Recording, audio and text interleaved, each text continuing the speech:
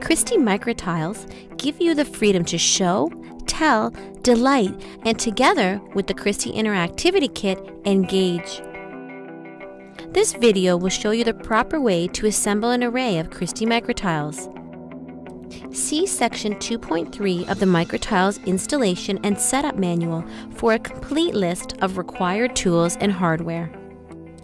Leveling feet are used when constructing an array 2 rows or higher to bolt the array down to prevent tipping and to level and tilt small arrays. Note, the Microtiles feet have been modified to accommodate the Interactivity Kit and are different than the existing Microtiles feet. If you install an Interactivity Kit onto an existing Microtiles array, you must remove the existing feet and replace them with the specified feet for the Interactivity Kit.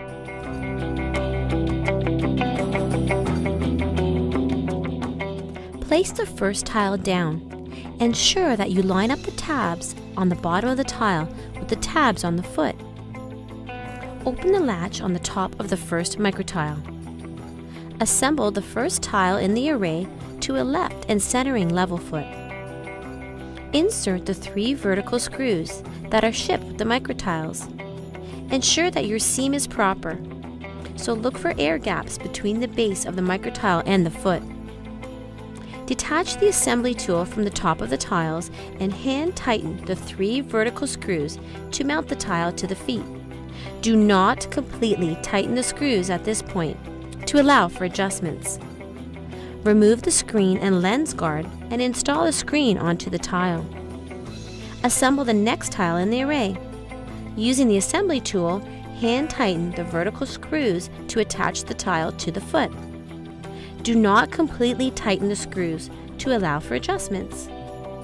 Use the vertical and horizontal screws to make adjustments. Install a screen to the second tile. Use the screens to visually check the horizontal and vertical alignment between each tile. Run your fingers along the screens to check for gaps on the seam. Visually check the horizontal and vertical alignment between each tile. If needed, remove the screen from the second tile to loosen the horizontal bolts to make adjustments. Note, you may have to rock the tile back and forth a little in order to get your proper alignment. Repeat steps for all remaining tiles that are to be used in the first row, ensuring you use a right leveling foot to the last tile on the bottom row. Once the first row is assembled, place a straight edge onto the interface pads along the top of each tile to ensure the row is flat. If needed, adjust the vertical screws, if mounted to the leveling feet, and the horizontal adjustment screws. Note, poor alignment of the first row means that your alignment will get worse as you build more rows. Lock the latch from one microtile onto the adjacent microtile. Repeat for every tile in the row. If the array is mounted to the leveling feet, use the assembly tool to completely tighten all vertical screws when the bottom row is complete. Once your first row is complete, add your shims where needed.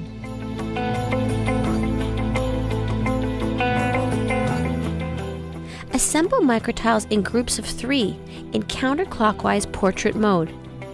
Begin by adding a screen to your first tile. Add a second tile without a screen. Screw in the horizontal bolts.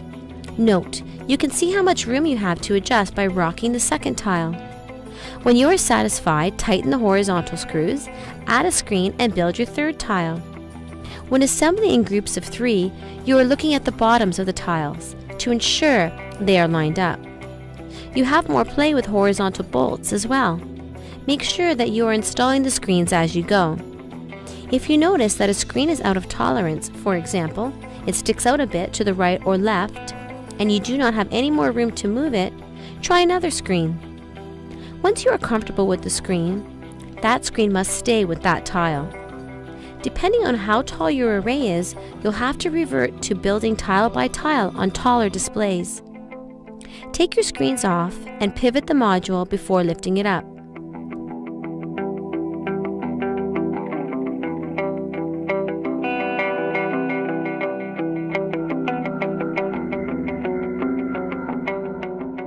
Once your module of 3 is in place, screw in the vertical bolts.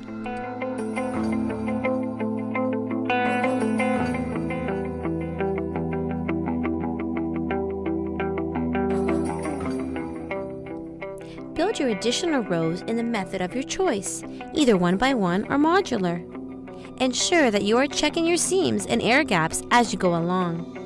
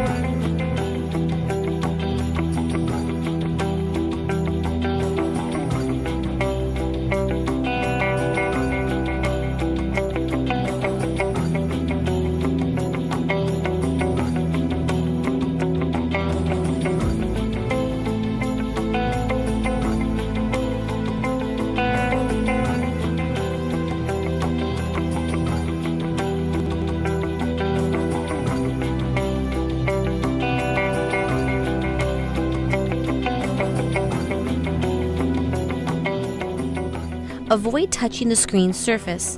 Always handle from the sides. Pull the screen tether out from the top of the tile housing and hook it into the locking latch on the screen. The tether ensures the screen does not fall if subjected to excessive force or vibrations.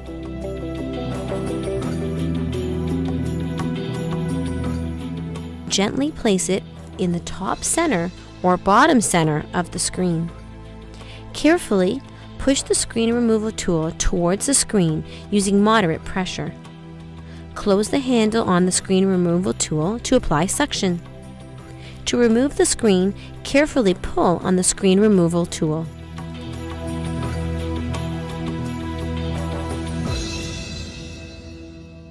Plug the DisplayPort cables into either one of the 2 ports on the back of the tiles. Daisy chain the cable from one tile to the next and plug the last one back into the ECU.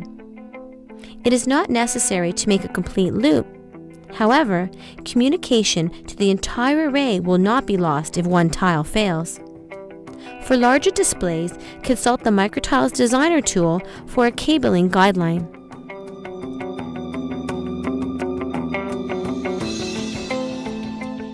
For each Microtiles array, CHRISTIE provides the necessary line cords required for proper power distribution in your country of origin. When connecting Y cords, a maximum of 9 tiles can be connected per daisy chain. Install the Y cord retention clip to ensure the Y cords are secured between connections.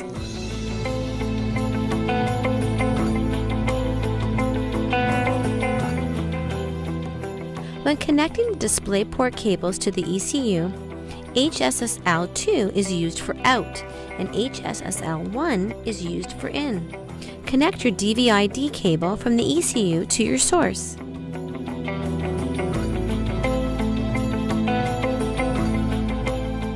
When you power on the Microtiles wall, you'll see the LED on the back of the tile light up. The LED is solid green once it recognizes the hardware and firmware are good. When you power on the ECU, the LED indicator will flash green if it's a master ECU and stay solid green if it's a slave ECU. Note, the indicator is also a power button.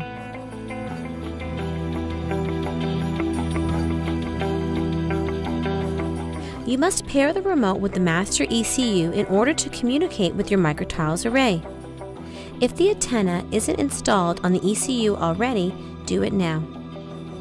Press and hold the power button on the ECU for 5 seconds until the pair remote control screen appears on the upper left corner of your array. Press the pair button, then enter on the remote. Once pairing is successful, a message on the array lets you know that the remote control is now paired.